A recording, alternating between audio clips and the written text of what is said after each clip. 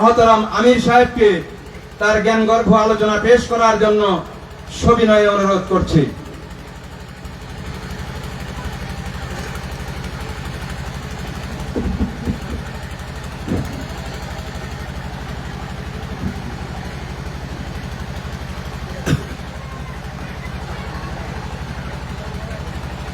আসসালামু আলাইকুম ওয়া রাহমাতুল্লাহ। আমরা শুরুতেই মহান রব, বিশ্বজগতের সৃষ্টিকর্তা, সার্বভৌম ক্ষমতার একমাত্র মালিক আল্লাহ তাআলার শুকরিয়া আদায় করি। সকলে বলি আলহামদুলিল্লাহ। আল্লাহ রাব্বুল আলামিন আমাদেরকে তার গোলাম এবং প্রতিনিধি বানিয়েছেন এবং তার গোলামি এবং প্রতিনিধিত্ব করার জন্য কল্যাণকর পরিপূর্ণ জীবন ব্যবস্থা ইসলাম প্রদান করেছেন। এই জন্য শুকরিয়া আদায় করা দরকার। তাই আমরা আবারও বলি আলহামদুলিল্লাহ। আল্লাহ রাব্বুল আলামিন তার ওই সর্বশেষ নবী এবং রাসূল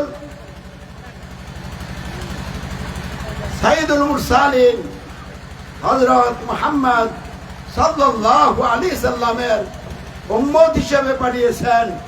এই জন্য শুকরিয়া আদায় করা দরকার। তাই আবারও আমরা জোরে সোরে বলি আলহামদুলিল্লাহ।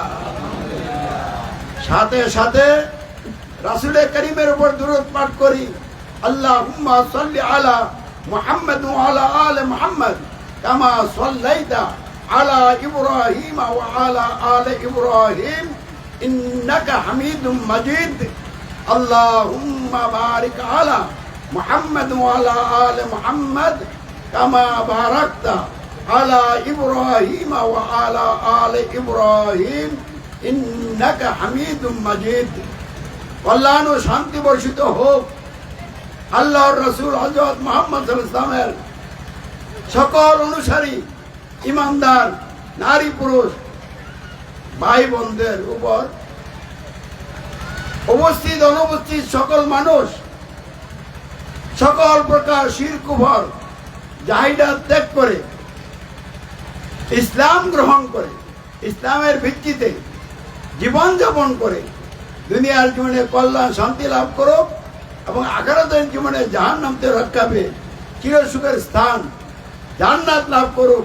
এই লক্ষ্যে আল্লাহ সকলকে কবুল করুক, বলেন আমিন। সম্মানিত উপস্থিতি, অত্র এলাকার সচেতন ভাই বন্ধুরা, বিভিন্ন শ্রেণী পেশায় নিয়োজিত কর্মরত বন্ধুগণ, অনুপস্থিত দেশবাসী বিশ্ববাসী ভাই বোনেরা, আর পর্দার আড়ালে উপস্থিত আমার মা ও বোনেরা, আপনাদের সকলকে ভালোবেসে মহব্বত করে সকলের কল্যাণে গুরুত্বপূর্ণ কিছু কথা ইনশাআল্লাহ বলবো। আল্লাহ আমাকে বলার তৌফিক দান করো, আপনাদেরকে মনোযোগ দিয়ে শোনার তৌফিক দান করো, বলে না আমি। বন্ধুরা আমার, এই দুনিয়াটা ক্ষণস্থায়ী। এখানে থাকতে চাইলেও থাকা যাবে না। অবশ্যই আমাদেরকে এই দুনিয়া ছেড়ে যিনি আমাদেরকে দুনিয়া পাঠিয়েছিলেন তার কাছেই ফিরে যেত। কি কেউ থাকতে চাইলে কি থাকতে পারবেন? যিনি আমাদেরকে পাঠিয়েছিলেন তার কাছেই যদি ফিরে যেতে হবে, তিনি আমাদেরকে কেন পাঠিয়েছিলেন সেটা আমাদের জানতে হবে, বুঝতে হবে। এবং তিনি যে উদ্দেশ্যে আমাদেরকে পাঠিয়েছিলেন সেই উদ্দেশ্যের উপরে আমরা যদি চলি, তাহলে তার কাছে ফিরে যাওয়াটা আমাদের জন্য কল্যাণ হবে। আর যদি তার উদ্দেশ্য না জানি, না বুঝি, আমার খেয়াল খুশি মোতাবেক আমি চলি, আমি তো ফিরে যেতেই হবে। তখন যদি তার কাছে পাকড়াও হয়ে যায়, ধরা পড়ে যায়, সেদিন কি কেউ আমাকে রক্ষা করতে পারবে? তাহলে সেই দিনের কথাটা একটু মাথায় এনে আশা করি আপনারা মনোযোগ দিয়ে শুনবেন। আজকে আমরা এখানে আসলাম, আসার তো একটা উপলক্ষ আছে। সেটা কি? আমাদের মাঝে যিনি চলাফেরা করতেন, সালাম কালাম করতেন, হঠাৎ এমন এক ঘটনা ঘটে গেল, যে ঘটনার কারণে তিনি আর আমাদের মাঝে নাই। ঘটনা কি আপনারা জানেন? তিনি বার্ষিক মাহফিলে গিয়েছিলেন, ওখানে হাজার হাজার জনতা ছিল, তাদের মাঝে তিনি বক্তব্য রেখেছেন। বাড়িতে এসে যখন তার নিজস্ব সিএনজি নিয়ে রুজি রোজগারের উদ্দেশ্যে তার পেশায় তিনি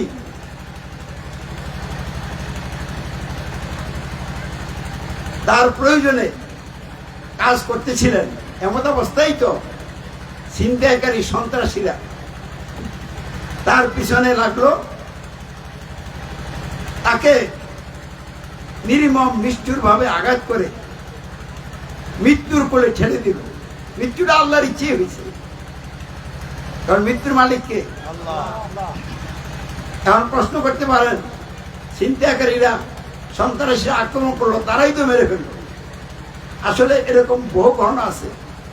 একটা লোককে মারার জন্য অনেক রকমের চেষ্টা আক্রমণ করার পরেও দেখা যায় তাকে মারতে পারে না, সে বেঁচে যায়।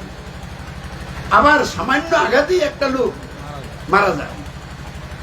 তাহলে ঘটনাটা হলো এই, আল্লাহ যার মৃত্যু যেভাবে ঘটাবেন সেভাবেই ঘটবে, এটার ব্যতিক্রম করার কোনো সুযোগ নাই। তাহলে আমরা বলবো না ছিনতাইকারী সন্ত্রাসীরা তাকে হত্যা করেছে, আমরা এইটুকু বলবো ছিনতাইকারী সন্ত্রাসীরা তার উপরে আক্রমণ করেছে, আঘাত করেছে, হত্যা করার সিদ্ধান্ত করেছে, কিন্তু তার মৃত্যুটা হয়েছে মহান রব আল্লাহর ইচ্ছায়, এবং এটা অকল্যাণের মৃত্যু হয় নাই। এই মৃত্যুর মধ্যে অনেক কল্যাণ নিহিত আছে, কারণ তিনি কল্যাণের অনেক কাজ করেছেন। ওই কাজের সুবাদে তার মৃত্যুটা কল্যাণকর হওয়া বিধায় এমন মৃত্যুটা হয়েছে। এই জন্য আমি মহান রবের শুকরিয়া আদায় করি, আর ছিনতাইকারী সন্ত্রাসীদের জন্য দোয়া করি, আল্লাহ যেন এদেরকে হেদায়েত দান করে। কারণ একজন ব্যক্তি যদি কোনো মানুষকে হত্যা করার সিদ্ধান্ত করে, এই সিদ্ধান্তটা হলো চরম অপরাধ। যদি সে তার এই সিদ্ধান্ত কার্যকরী করতে না পারে, কিন্তু সিদ্ধান্ত পরিবর্তন করে নাই, এমন অবস্থা আদালতে আখেরাতে এই লোকটা হত্যাকারী হিসাবে আল্লাহর আদালতে আসামি হিসেবে হাজির হবে। কি কথা বুঝতে পারছেন? একটা লোক একজন হত্যা করার সিদ্ধান্ত করছে, কিন্তু সিদ্ধান্তটা কার্যকরী করতে সে পারে নাই, কারণ আল্লাহ রাব্বুল আলামিন তার মৃত্যু কিভাবে হবে এটা তো তিনি জানেন। তাহলে হত্যাকারী তাকে হত্যা করতে পারলো না, সিদ্ধান্ত করলো কিন্তু হত্যা করতে পারলো না। দুনিয়ার কোন আদালতে তাকে কি হত্যাকারী হিসাবে মামলা দেওয়া হবে? আসামির কাঠগড়া সে উঠবে। কিন্তু সে যদি এই সিদ্ধান্ত পরিবর্তন না করে মৃত্যুবরণ করে, আল্লাহর আদালতে সে হত্যাকারী আসামি হিসাবে হাজির হতে হবে।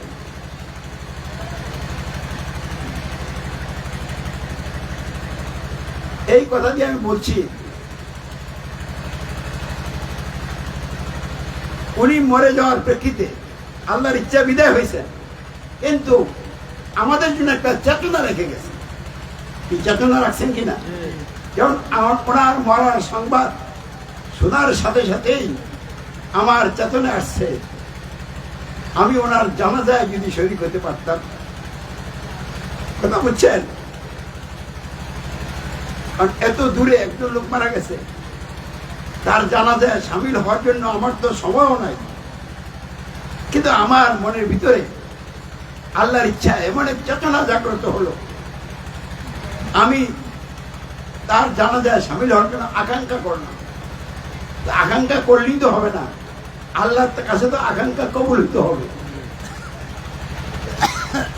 আল্লাহ রাব্বুল আলামিন আমার আকাঙ্ক্ষাকে আজকে কবুল করেছে,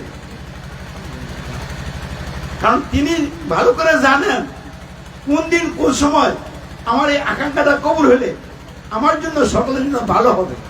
এই জন্য তিনি আজকে কবুল করেছেন, ওই দিন কবুল করেন নাই।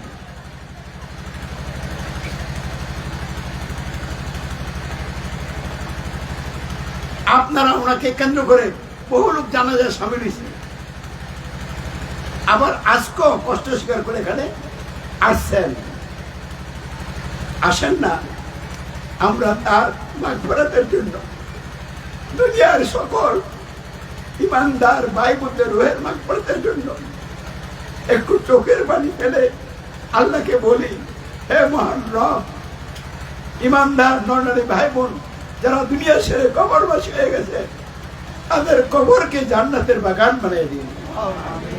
আব্দুল মান্নান ভাইয়ের কবর, সকল ইমানদার নরনারী ভাই বোনদের কবরকে হে মহান রব জান্নাতের বাগান বানিয়ে জান্নাতের সুযোগ সুবিধাগুলি তাদের কবরে তাদের জন্য নসিব করিয়ে দিবি।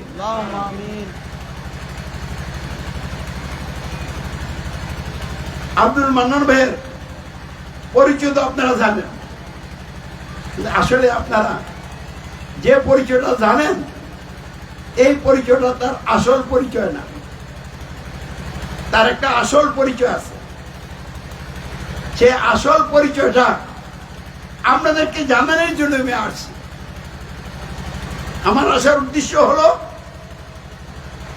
আব্দুল মান্নান ভাইয়ের আসল পরিচয়টা, মূল পরিচয়টা আপনাদেরকে জানানো, এবং ওই পরিচয় থেকে আমরা আজকে সিদ্ধান্ত গ্রহণ করব। আপনারা কি জানতে চান তার আসল পরিচয়টা কি? আচ্ছা, এটা বলার জন্য আমি একটা ভূমিকা দিতেছি, কারণ ভূমিকাটা আপনাদের মাথায় না থাকলে আসল পরিচয়টা বুঝে আসবে না। সম্মানিত উপস্থিতি, আপনাদের সকলের দৃষ্টি আকর্ষণ করে বলছি, মানুষ সমাজবদ্ধ জীব, মানুষের পক্ষে একা চলা সম্ভব না। আদি পিতা আদম আলাইহিস সালামকে আল্লাহ সৃষ্টি করে, আদি মাতা হাওয়া আলাইহিস সালামকে সৃষ্টি করে দুইজনকে জান্নাতে রেখেছিলেন। আবার যখন দুনিয়া নামিয়ে দিলেন জান্নাত থেকে, তখন তারা দুইজনে মিলে একটা সমাজ গঠন করলো।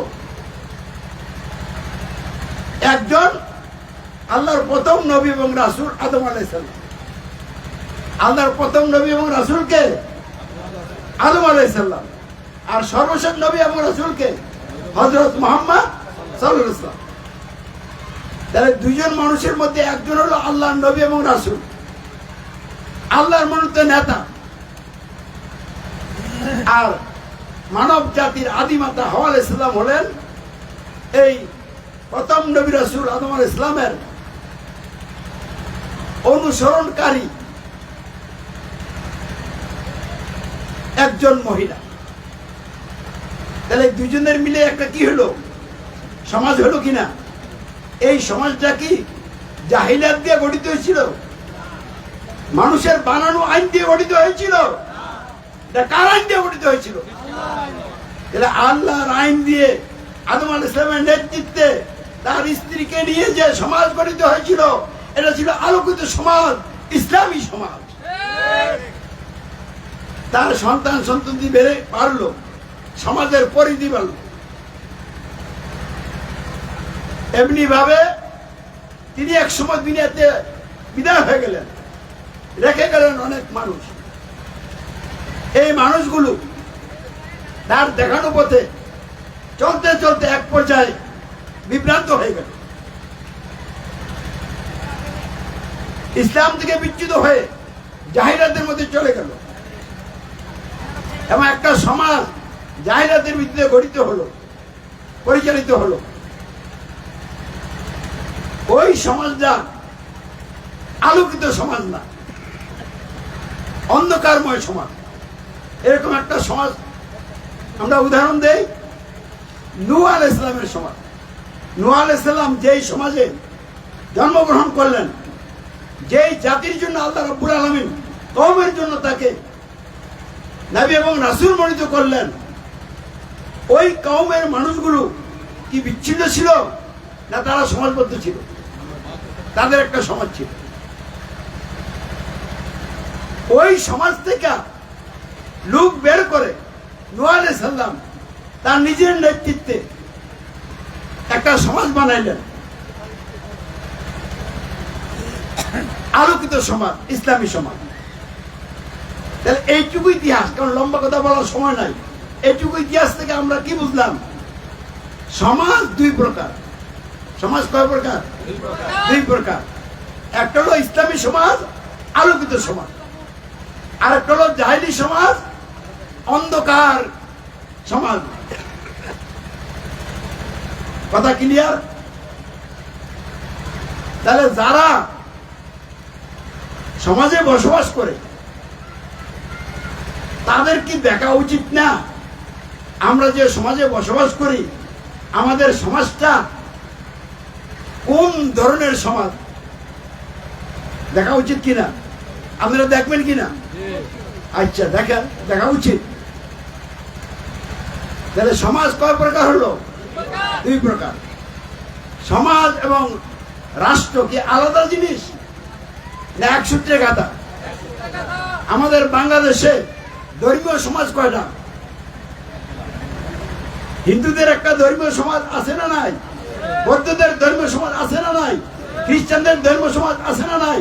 মুসলিম পরিচয় দানকারী লোকদের ধর্মীয় সমাজ আছে কিনা বন্ধুরা? তাহলে ধর্মীয় দিক থেকে চার সমাজের লোক এই দেশে বসবাস করে। এই চার ধর্মীয় সমাজের লোকেরা সমাজ এবং রাষ্ট্রের জায়গায় তারা কি ইসলাম গ্রহণ করেছে না গণতন্ত্র গ্রহণ করেছে? হিন্দুরাও গণতন্ত্র গ্রহণ করেছে, বৌদ্ধ খ্রিস্টানরাও গণতন্ত্র গ্রহণ করেছে, এবং মুসলিম পরিচয় দানকারী লোকেরাও গণতন্ত্র গ্রহণ করেছে। কোথায়? সমাজ এবং রাষ্ট্র গঠন পরিচালনার জায়গায়। তাহলে সমাজ এবং রাষ্ট্র গঠন পরিচালনার জায়গায় ইসলাম না নেওয়ার কারণে জায়গাটা কি খালি রাখছে? খালি রাখা যাবে না। ইসলাম না নিলেই আরেকটা কিছু নিতে হবে, যেটা নিবেন এটাই জাহিলিয়া। কারণ ইসলাম হলো আল্লাহর দেওয়া জীবন ব্যবস্থা, কল্যাণকর জীবন ব্যবস্থা, পরিপূর্ণ জীবন ব্যবস্থা, দুনিয়ার কল্যাণ শান্তি, আখিরাতে জাহান্নাম থেকে রক্ষা পেয়ে জান্নাতে যাওয়ার ব্যবস্থা। আর ইসলামের বিপরীত মানুষের খেয়াল খুশি অনুযায়ী যত রকমের ব্যবস্থা মানুষ রচনা করেছে, আল্লাহ এগুলির নাম দিচ্ছেন কি জানেন?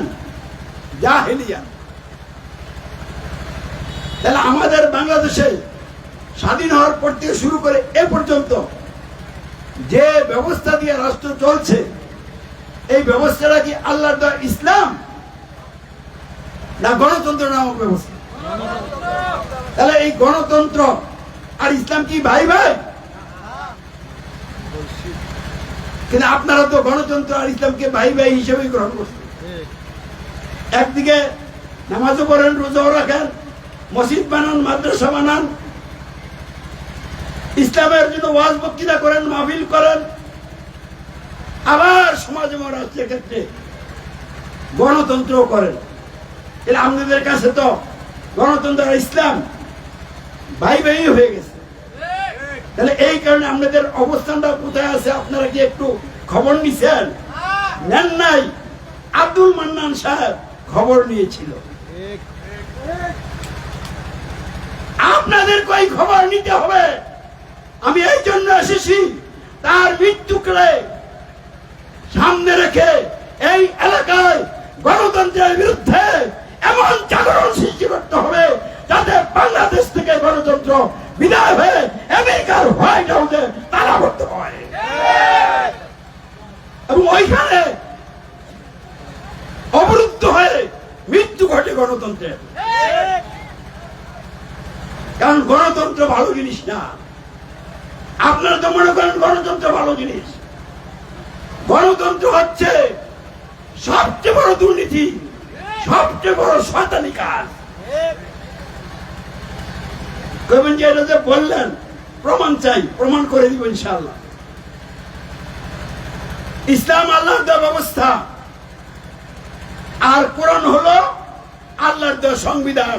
বিশ্বাস করেন, মানেন, হাত তুলেন দেখি।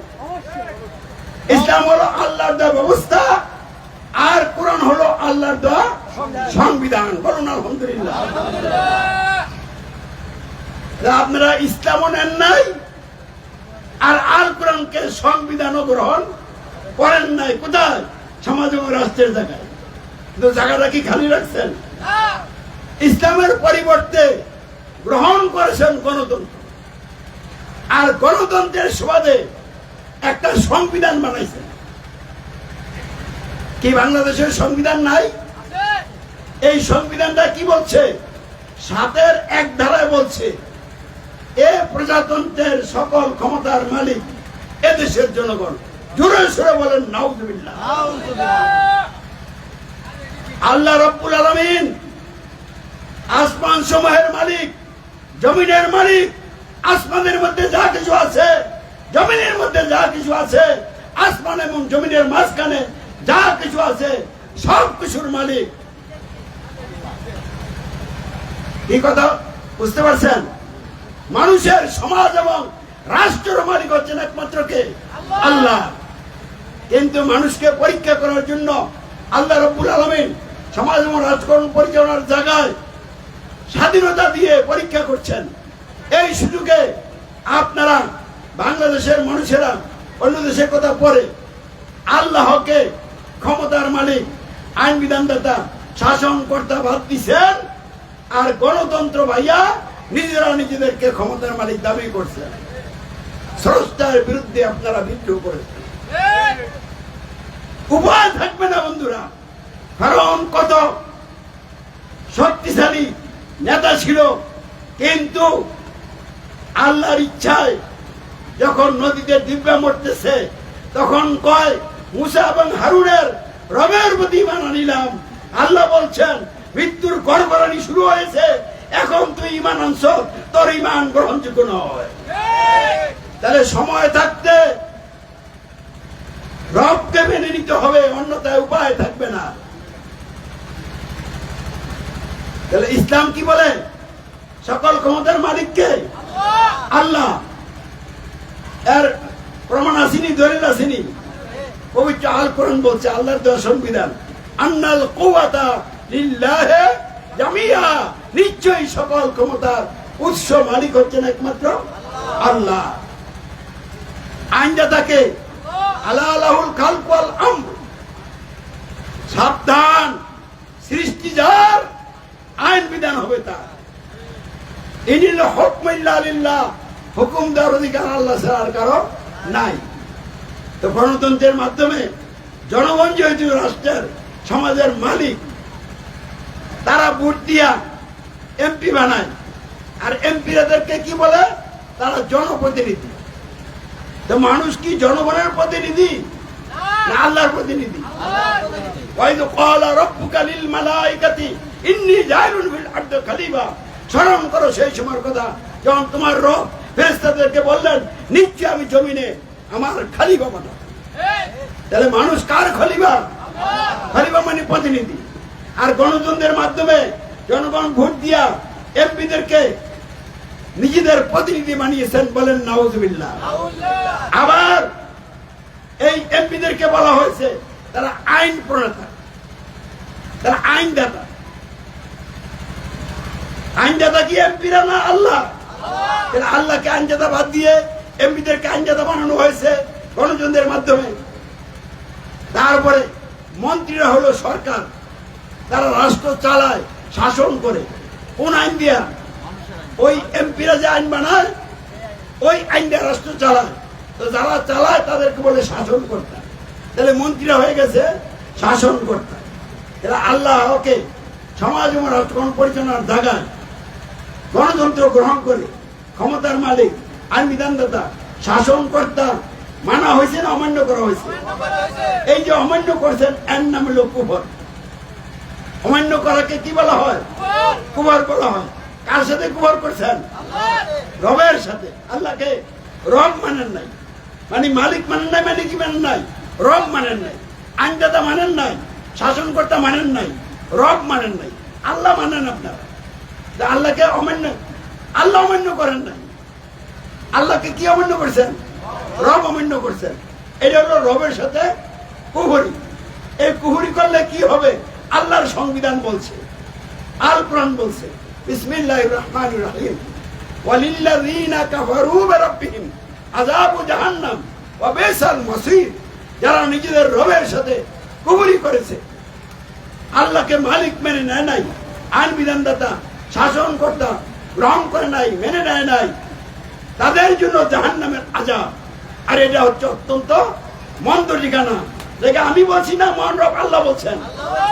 আল্লাহর কথার বিরুদ্ধে যাইয়া কেউ কিছু করতে চাইলেও করতে পারবেন না ইনশাআল্লাহ। তারপরে এমপিরা আইনদাতা, তো আল্লাহকে আইনদাতা অমান্য করছেন, কুহুরি করছেন। সংক্ষেপ কথা বলছি, তাহলে কুহুরি হয়েছে কিনা বন্ধুরা? এইবার কুহুরি করে কি ক্ষান্ত হয়েছেন? থেমে থাকেন নাই। কি করছেন? নিজেরা দাবি করছেন আমরা জনগণ হইলাম সকল ক্ষমতার মালিক। নিজেরা নিজেদেরকে রব দাবি করছেন। তারপরে এমপিদেরকে রব বানাইছেন, তারা রব হয়েছে, তারা হয়েছে আইনের জায়গায় রব। আর মন্ত্রীদেরকে রব বানাইছেন, তারা রব হয়েছে, তারা শাসনের জায়গায় রব। তো শাসনের দিক থেকে রব হয়ে গেছে মন্ত্রীরা, সরকার। আর আইনের জায়গায় রব হয়ে গেছে এমপিরা। আর মালিকানার জায়গায় রব হয়ে গেছেন আপনারা জনগণ, যারা গণতন্ত্র গ্রহণ করেছেন। আর এইটার নাম হলো শির। তাহলে রবের সাথে কুহুরিও করছেন, আর রবের সাথে কি করছেন? শির করছেন।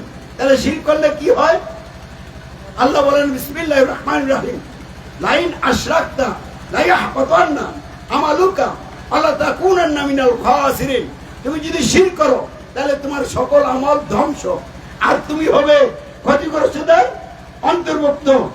আমরা চালাকি করে যদি বলেন আমাদের দেশের আলেম ওলামা হুজুররা বলছে নামাজটা হচ্ছে, আল্লাহ বলে আপনার সব আমল কি ধ্বংস। তাহলে কোন হুজুর বলছে সালাত আছে? এসব আমার দেখার দরকার নাই, কারণ কোরআনের বিরুদ্ধে কথা বলার কোন রাইজ কারণ নাই। যারাই বলবে তারা আল্লাহর শত্রু, ইসলামের শত্রু। তুমি মাথা দিয়ে লম্বা করতে গা দিয়ে কোরআন হাদিস চর্চা করে যদি আপনি গণতন্ত্রের পক্ষ নেন, আপনি গণতন্ত্রের পক্ষ নিয়ে আল্লাহর শত্রুতে পরিণত হয়েছেন, শয়তানের মুরিদ হয়ে গেছেন আপনি। তাহলে গণতন্ত্র, এর মধ্যে কয়টা কুহুরি আছে জানেন? বড় বড় কুহুরি আছে 7টা, আর বড় বড় শিরক আছে 7টা। ছোট ছোট গুলি আমি আর বলছি না। 1 নম্বর কুহুরি কোনটা? সমাজ মনোরঞ্জন পরিচালনার জায়গায় আল্লাহকে মালিক মানলেন না, এটা 1 নম্বর। 2 নম্বর আল্লাহকে আইনদাতা মানলেন না। 3 নম্বর আল্লাহকে শাসনকর্তা মানলেন না। 4 নম্বর আল্লাহর দাসত্ব করলেন না। 5 নম্বর আল্লাহর আইন পালন করলেন না। 6 নম্বর উপাসনা জারজা, জারজা মানে আল্লাহ না। তাহলে এখানে কয়টা কুহুরি হইল? 6টা। এরপরে রাসূলের অনুকরণ সমাজ এবং রাষ্ট্রের জায়গায় করলেন না, এটাও কি কুহুরি। তাহলে কয়টা কুহুরি হইল? 7টা। পাশাপাশি ক্ষমতার মালিক জনগণ শির, আইনদাতা এমপিগণ শির, শাসনকর্তা মন্ত্রীগণ শির, তারপরে দাসত্ব মানুষের শির, মানুষের আইনের আনুগত্য শির, উপাসনা যার যার শির। আর ফেরাউন, নমরুদ, আবু জাহেল মার্কা নেতা, মানে মানুষের যে আইনদাতা যারা নেতা সরকার, ওই নেতাদের আনুগত্য করলেন, অনুসরণ করলেন। তাহলে এটা হয়ে গেল কি শির। তাহলে কয়টা শির? কুমার কয়টা শির? 7টা। কুমার 7টা শির। এ হলো গণতন্ত্র। শিরকে টিপু, কুহুরি টিপু গণতন্ত্র। আর আল্লাহর কোরআন, আল্লাহর সংবিধান বলছে বিসমিল্লাহির রহমানির রহিম, ইন্না শিরকা লা যুলমুন আযীম। নিশ্চয় শিরক হচ্ছে সবচেয়ে বড় জুলুম, সবচেয়ে বড় অপরাধ। তাহলে গণতন্ত্রের চেয়ে বড় অপরাধ এই বাংলাদেশে পৃথিবীর মধ্যে কি আর আছে কোথাও? তাহলে আপনারা তো এই গণতন্ত্রকে গ্রহণ করছে, তাহলে সব অপরাধী, চরম অপরাধী হয়ে গেছে।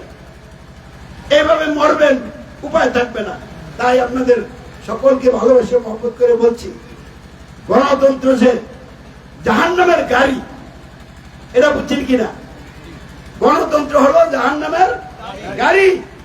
এই গণতন্ত্র দিয়ে যারা নেতা সরকার হয় তারা হলো জাহান্নামের গাড়ির ড্রাইভার, আর যারা গণতন্ত্র মেনে চলে তারা হলো জাহান্নামের গাড়ির প্যাসেঞ্জার। তো বর্তমানে গণতন্ত্র নামক জাহান্নামের গাড়ি গণতান্ত্রিক সরকারের নেতৃত্বে জাহান্নামের দিকে যাচ্ছে। আব্দুল মান্নান ভাই এই গণতন্ত্র নামক জাহান্নামের গাড়ি থেকে নেমে গিয়ে ইসলামের পথ ধরেছিলেন। এইটা হলো তার আসল পরিচয়, মূল পরিচয়। তিনি ঘোষণা করেছিলেন, আমি কোন মানুষকে, জনগণকে, এমপিদেরকে, মন্ত্রীদেরকে ক্ষমতার মালিক, আইন বিধানদাতা, শাসন কর্তা মানি না, মানবই না। আমি সমাজ ও রাষ্ট্র সহ জীবনের সকল ক্ষেত্রে আল্লাহকেই সকল ক্ষমতার মালিক, আইন বিধানদাতা, নিরঙ্কুশ শাসন কর্তা মানি, মানব। আমার ঘোষণা রব্বুন আল্লাহ, আল্লাহু আকবার। তিনি আল কোরআন বিরোধী সকল সংবিধানের আনুগত্য ত্যাগ করেছিলেন, অস্বীকার করেছিলেন।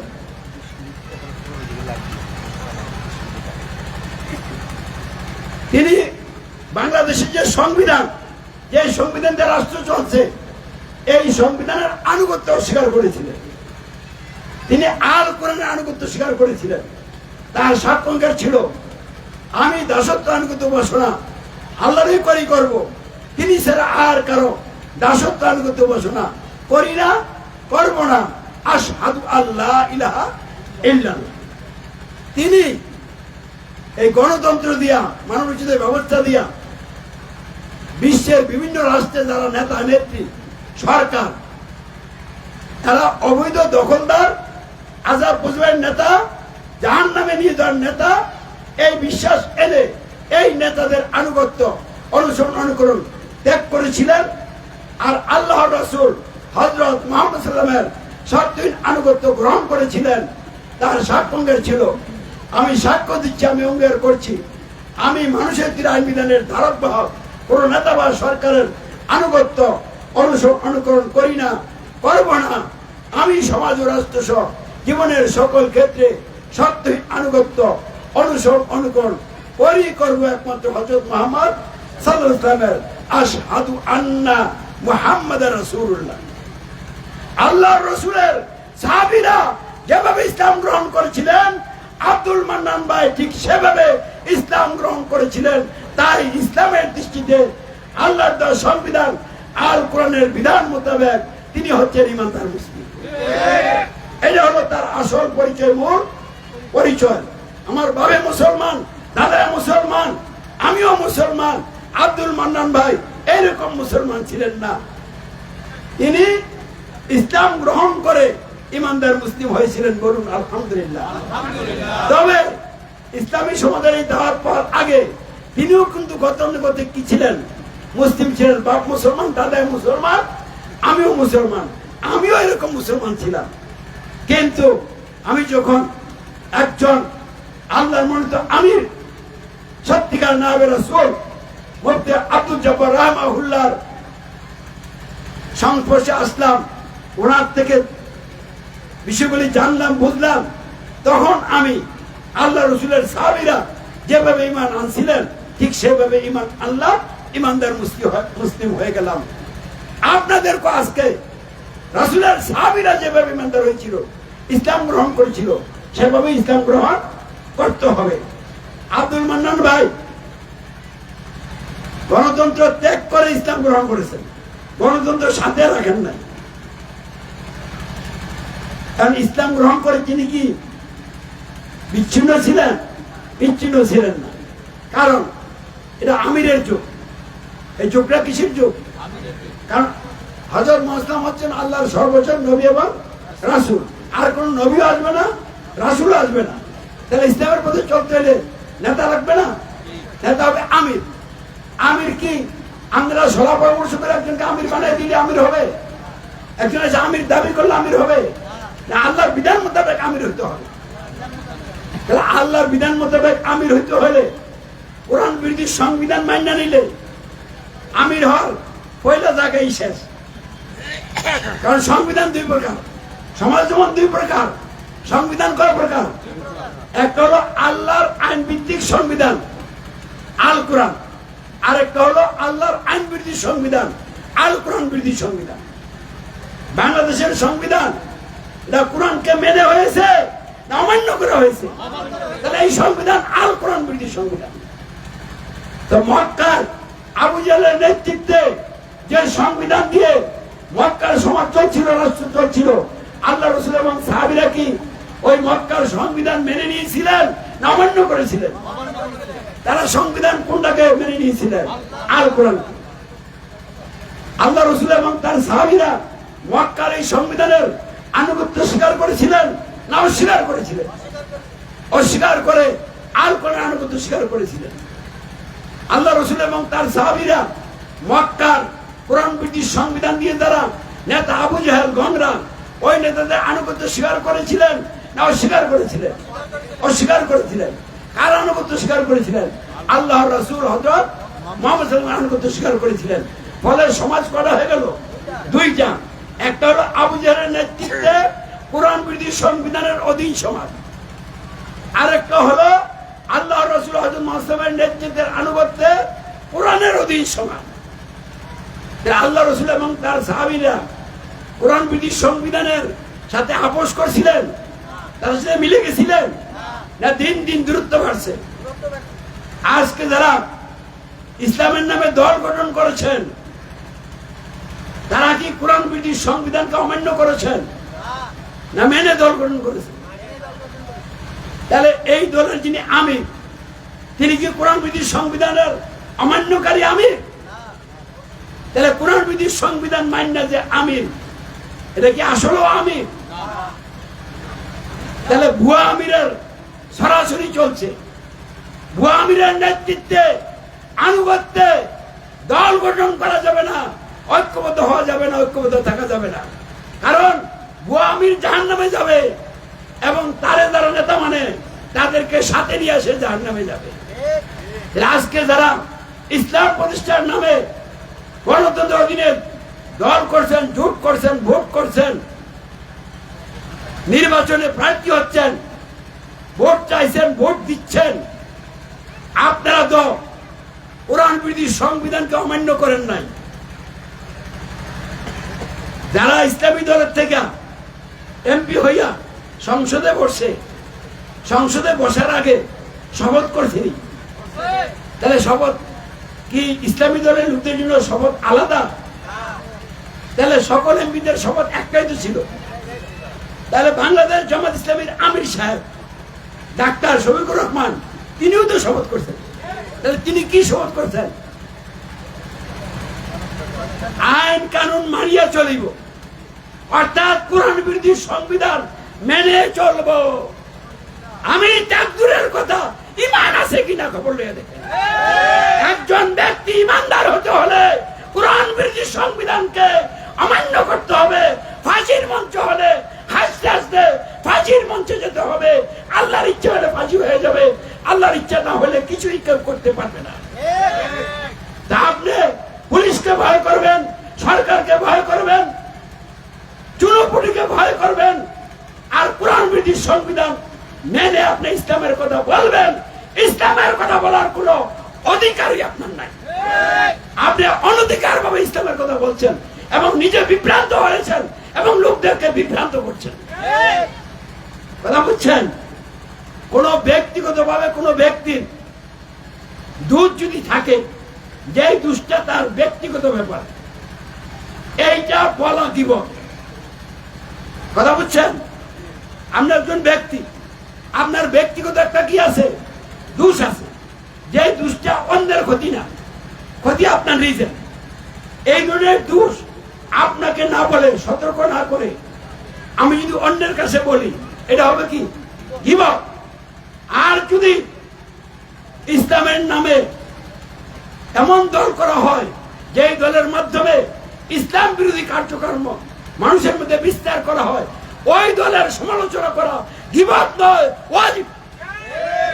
এই ধরনের নেতাদের আদি অন্ত সব মানুষের সামনে বলিষ্ঠভাবে তুলে ধরতে হবে, যাতে মানুষ বুঝতে পারে আসলে তারা সঠিক কোন নেতা নয়, তাদের পিছনে যাওয়া যাবে না। আল্লাহ রসুল কি আবু জাহলকে সমর্থন করে কোনো কথা বলেছিলেন? আবু জাহলের নেতৃত্বের আদি অন্ত সব তিনি আল্লাহর বিধান মোতাবেক তুলে ধরেছিলেন এবং লোকদেরকে আহ্বান করেছিলেন, তার আনুগত্য ত্যাগ করো, আমার নেতৃত্বে আনুগত্যে বায়াত গ্রহণ করো। তাহলে আমি আল্লাহর মনোনীত আমির, আমাকে পাবলিক আমির বানায় নাই, আমি আল্লাহর বিধান মোতাবেক আমির। তাহলে আমার দায়িত্ব না জাহিরাতের নারী নক্ষত্র আমাদেরকে তুলে ধরার জন্য, বুঝিয়ে দেওয়ার জন্য, আমাদেরকে ভালোবেসে কল্যাণের জন্য এই কাজটা আমাকে করতে হবে। এই জন্য আমি কথাগুলি বলছি। আমি কোন দলের বিরুদ্ধে না, সরকারের বিরুদ্ধে না, কোন ব্যক্তির বিরুদ্ধে না, আমি গণতন্ত্রের বিরুদ্ধে। কথা বুঝছেন? গণতন্ত্র হলো মানবতার শত্রু, মানব রচিত ব্যবস্থা মানবতার শত্রু, আল্লাহর শত্রু। তাহলে এইটাকে আমি বন্ধু হিসেবে গ্রহণ করতে পারি না। তবে আমার কথা সকলের গায়ে লাগে, লাগলে আমি কি করবো? তাই বলে কি আমি কারোর পক্ষ নিয়ে বাঁচাই দেব? এই মিথ্যা কাজ আমি করতে পারি না। তাহলে গণতন্ত্র যেহেতু এটা কুফর এবং শিরকের টিপু, বিশাল বড় ঘাটতি, এই গণতন্ত্র নিয়ে আপনারা চলবেন আর নামাজ হচ্ছে আমল করে জান্নাতের স্বপ্ন দেখবেন। আর পিসাবরা হুজুররা আপনাদেরকে বলে দিবে জান্নাত হবে, আর আমি চুপ করে থাকবো, তা হবে না।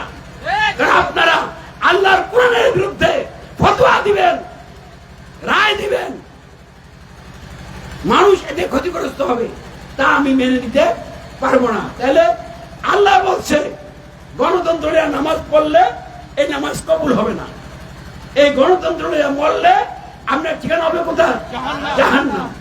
এখন কোন হুজুর যদি কয় গণতন্ত্র লইয়া নামাজ পড়ে রোজা রাখা জান্নাতে যাওয়া যাবে, এটা আল্লাহর ফায়সালা না, এটা হুজুরের ফায়সালা। যে আল্লাহর ফায়সালার বিপরীত ফায়সালা দেয় সেই বাতিল লোক।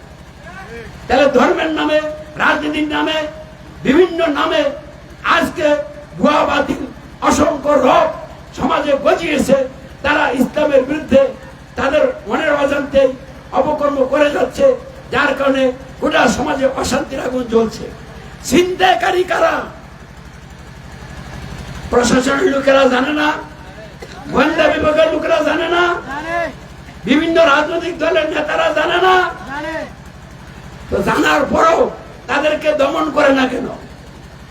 তারা যে মানুষ হত্যা করে অর্থ জোগাড় করে, এই অর্থের সাথে প্রশাসনের ভাগ আছে, এই অর্থের সাথে তথাকথিত রাজনৈতিক ভুয়া বাতিল নেতাদের ভাগ আছে। অতএব এই অপকর্মগুলির কারণ হচ্ছে একমাত্র কোনটা? গণতন্ত্র। গণতন্ত্র আছে বলেই ছিনতাইকারী আছে, গণতন্ত্র আছে বলেই সন্ত্রাসীরা আছে, গণতন্ত্র আছে বলেই মানুষকে শ্বাসরুদ্ধ করে হত্যা করার অপকর্ম চলছে, গণতন্ত্র আছে বলেই শিশু নারী দর্শন করা হচ্ছে, গণতন্ত্র আছে বলেই ক্ষমতার লিপ্সায় অর্থ সম্পদের মোহে মারামারি হচ্ছে। এই দলগুলি মারামারি করে কিনা? এগুলি কেন? কিসের জন্য? ক্ষমতায় যাওয়ার জন্য, ক্ষমতায় থাকার জন্য, সুবিধা ভোগ করার জন্য। তাহলে গণতন্ত্রকে খতম না করলে এগুলি যাবে না। তাহলে গণতন্ত্রকে যদি আমরা খতম করতে পারি, আর যদি ইসলাম প্রতিষ্ঠা হয়, কোরআন সংবিধান হিসেবে সমাজের রাষ্ট্রে প্রতিষ্ঠিত হয়ে যায়, তাহলে বাংলাদেশের মানুষ কি বলবে? বাংলাদেশে থাকতাম না, এদের ছেড়ে চলে যাব? তাহলে তারা খুশি হবে, তারা আনন্দিত হবে। তাই আপনাদের দৃষ্টি আকর্ষণ করে বলছি, আসেন আমরা গণতন্ত্রকে শত্রু হিসেবে গ্রহণ করি। আব্দুল মান্নান ভাই গণতন্ত্র ত্যাগ করছিলেন, ইসলাম গ্রহণ করছিলেন, গণতন্ত্রকে শত্রু হিসেবে গ্রহণ করেছিলেন। গণতন্ত্র হটানোর জন্য তিনি মানুষের ধারে ধারে যাইতেন, দিনের দাওয়াত দিতেন, পাইলে খাইতেন, না পাইলে বসে থাকতেন, এরকম নীতিতে চলছিলেন। এই হলো আব্দুল মান্নান সাহেবের কি আসল পরিচয়, মূল পরিচয়। এই পরিচয়ের সাথে আমাদের একাকার হইতে হবে। আপনারা অত্র এলাকার ভাই বন্ধুরা, নারী পুরুষ সকলকে আমি আহ্বান জানাবো, গণতন্ত্রের বিরুদ্ধে আপনারা ঐক্যবদ্ধ হন।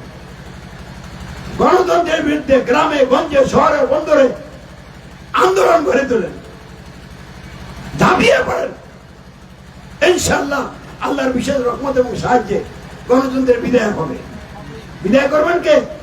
আল্লাহ। আজকের এই সমাবেশও এর একটা আলামত। গণতন্ত্রের বিরুদ্ধে এতগুলি কথা বললাম, আমাদের প্রত্যেকের গায়ে তো কম বেশি লাগছে। তা আপনারা তো লাঠি সুটা লইয়া, আপনারা তো লাঠি সুটা নিয়া আমার বিরুদ্ধে দাঁড়াইলেন না, কি দাঁড়াইছেন? এখন আমার এই কথা শুনে যদি বলেন দাঁড়াইছিলাম না, এখন দাঁড়াইলাম, তো দাঁড়াইলেই বিপদে পড়বেন, কারণ রব আছেন না। তাহলে আপনি আমার বিরুদ্ধে তো দাঁড়াইলেন না, দাঁড়াইলেন কার বিরুদ্ধে? কারণ আমি তো আপনার জায়গা জমি দখল করি নাই, আমি তো আপনার অর্থ সম্পত্তির উপরে হানা দেই নাই, আমি গণতন্ত্রের বিরুদ্ধে বলছি। গণতন্ত্র যারা মানে তারা যে বিপদে আছে এই কথা আমি জানাইছি। এই কারণে যদি আপনারা আমার বিরুদ্ধে খেবেন, এটা কি আমার বিরুদ্ধে খেপলেন না আল্লাহর বিরুদ্ধে খেপলেন? আল্লাহর বিরুদ্ধে খেপলে টিকতে পারবেন? ফেরাউন টিকে নাই, নমরুদ টিকে নাই। নমরুদের ইতিহাস জানেন তো? সংক্ষেপে বলছি, নমরুদ আল্লাহকে হত্যা করার জন্য অপকৌশল করছিল। ইব্রাহিম আলাইহিস সালাম যখন আগুনে ফেলাই দিছিল, তখন তিনি আগুন থেকে রক্ষা পেয়ে যখন চলে গেছিলেন, চলে যাওয়ার পরে তিনি আবার নমরুদের রাজ্যে আসছিলেন, ইরাকে আসছিলেন, আয়সা তাকে দাওয়াত দিছেন। এমন নমরুদ কয় যে তুই এখানে অনেক কিছু করলি, মূর্তি ভাঙলি, বড় কারো কুড়াল চড়ালি,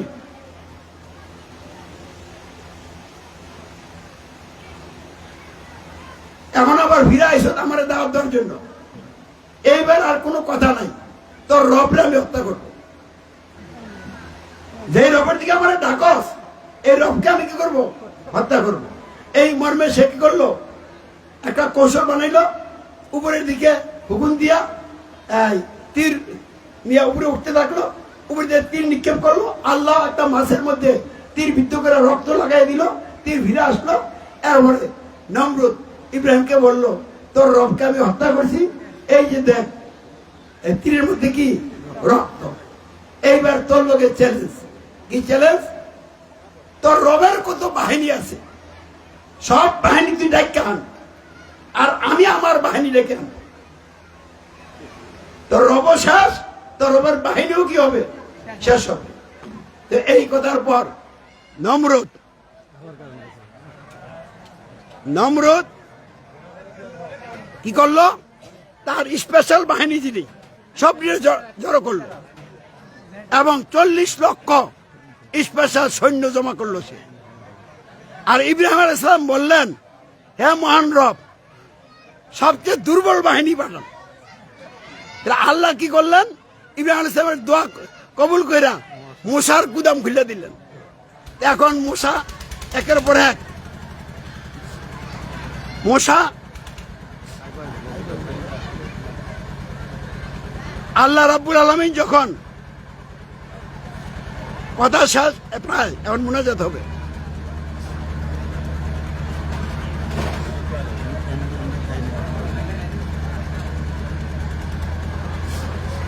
সম্মানিত ভাই বোনেরা, নমরুদ বলল যে তোর রবরে শেষ করছি, এখন তোর রবের বাহিনী শেষ করাম।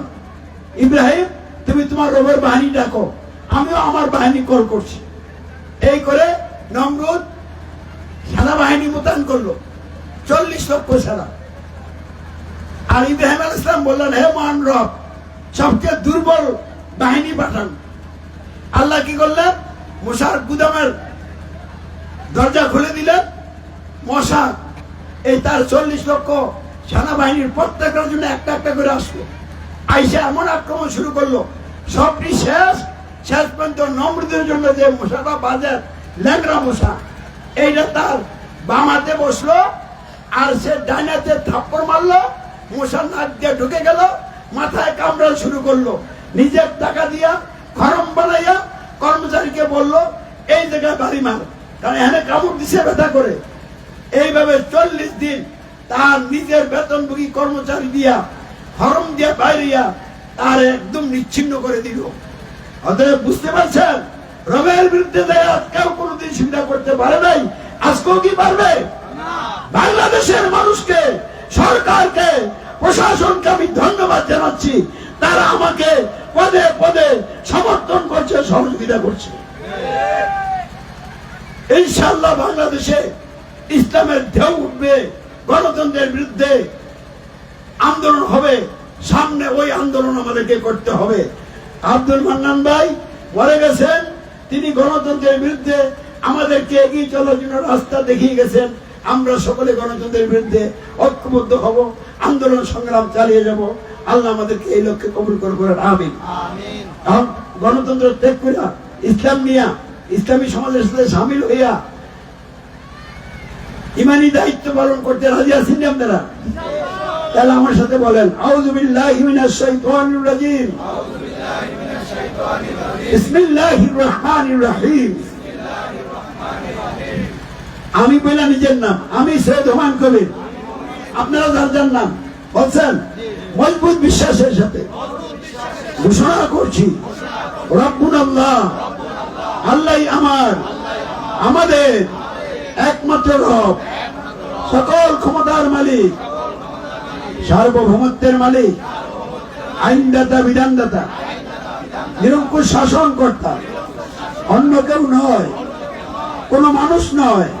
আমি কোন মানুষকে জীবনের কোন একটি ক্ষেত্রেও ক্ষমতার মালিক, সার্বভৌমত্বের মালিক, আইনদাতা, বিধানদাতা, শাসন কর্তা মানি না, মানবই না। সার্বভৌমত্ব, আইন বিধান ও নিরঙ্কুশ শাসন কর্তৃত্ব মানি শুধু একমাত্র আল্লাহর। আল্লাহু আকবার। পবিত্র আল কোরআন, আল্লাহর দেওয়া আইন বিধান সম্বলিত আল কিতাব, কল্যাণকর ও পরিপূর্ণ একমাত্র সংবিধান। হযরত মুহাম্মদ সাল্লাল্লাহু আলাইহি ওয়াসাল্লাম আল্লাহর দেওয়া আইন বিধানের সর্বশেষ সার্বভৌম প্রতিনিধি রাসূলুল্লাহ। আমি শপথ করে বলছি, আশহাদু আল্লা ইলাহা ইল্লাল্লাহু ওয়া আশহাদু আন্না মুহাম্মাদার রাসূলুল্লাহ। আমি সাক্ষ্য দিচ্ছি, অঙ্গীকার করছি, নেই কোন ইলাহ, মাবুদ, দাসত্ব, আইনের আনুগত্য ও উপাসনা পাওয়ার অধিকারী সত্তা একমাত্র আল্লাহ ছাড়া। আমি আরো সাক্ষ্য দিচ্ছি, হযরত মুহাম্মদ সাল্লাল্লাহু আলাইহি ওয়াসাল্লাম আল্লাহর রাসূল, সত্যহীন, আনুগত্য, অনুসরণ, অনুকরণ পাওয়ার অধিকারী একমাত্র নেতা, অন্য কেউ নয়। আমি আরো শপথ করে বলছি, আল্লাহ প্রদত্ত আদ-দ্বীন, ইসলামী জীবন বিধান সমাজ ও রাষ্ট্রে তথা মানুষের বাস্তব জীবনে, আমার নিজের জীবনে কায়েম করার চূড়ান্ত চেষ্টার মাধ্যমে আল্লাহ রাব্বুল আলামিনের সন্তুষ্টি এবং পরকালের সাফল্য লাভ করাই আমার জীবনের একমাত্র লক্ষ্য। এই লক্ষ্য বাস্তবায়নের জন্য ইসলামী সমাজের আমিরের ইমারত, নেতৃত্ব ও নিয়ম শৃঙ্খলা মেনে চলার অঙ্গীকার করছি এবং জান মালের কুরবানি পেশ করার অঙ্গীকার করে ইসলামী সমাজের সদস্যপদ গ্রহণ করলাম। আল্লাহ আমাকে এই ওয়াদাগুলো পালন করার তৌফিক দিন, আমিন। আব্দুল মান্নান ভাই বগুড়া সদর থানার দায়িত্বশীল ছিলেন, এখন বগুড়া শহর কি হয়ে গেছে, মহানগর হয়ে গেছে, তাই না?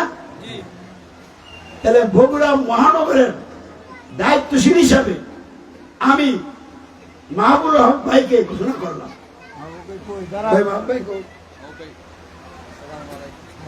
এখন থেকে তিনি বগুড়া মহানগরের দায়িত্বশীল হিসেবে দায়িত্ব পালন করবেন।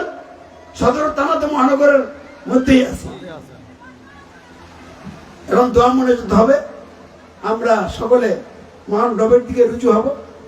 নিজেদের ভুল ত্রুটি মালিকের কাছে ক্ষমা চাবো, তার রহমতের আশাকাঙ্ক্ষা নিয়ে আমরা হাত ধরবো। সূরা ফাতিহা পড়েন সকলে।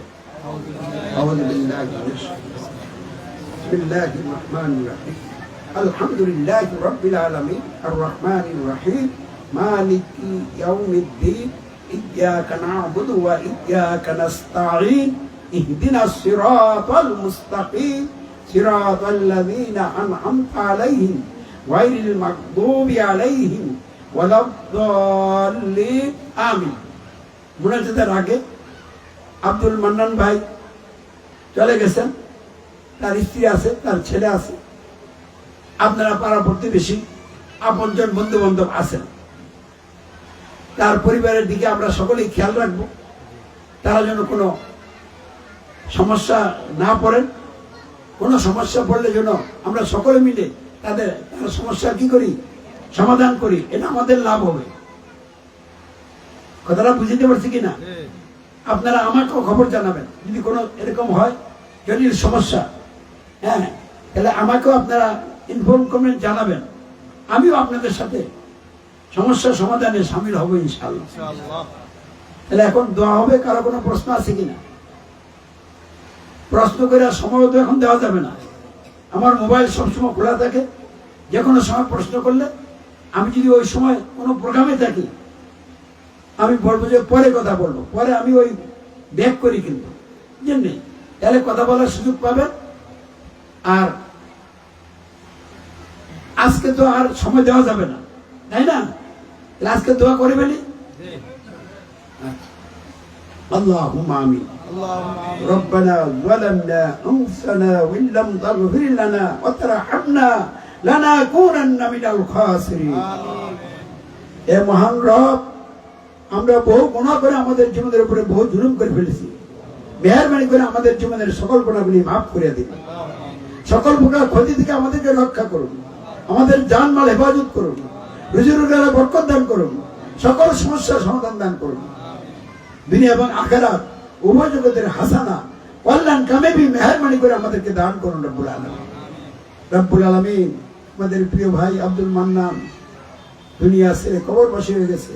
চিন্তাকারী সন্ত্রাসীদের নিষ্ঠুর নির্মম আঘাতে তিনি দুনিয়া থেকে আল্লাহর ইচ্ছায়, আপনার ইচ্ছা বিদায় হয়ে গেছেন, আপনার কাছে পৌঁছে গেছেন। তাকে ক্ষমা করে জান্নাতি মাহমুদকে কবুল করুন, রাসূলের সাথে জান্নাতের জায়গা করিয়ে দিন, তার কবরটাকে জান্নাতের বাগান বানিয়ে দিন, জান্নাতের সুযোগ সুবিধাগুলি কবরে নসিব করে দিন।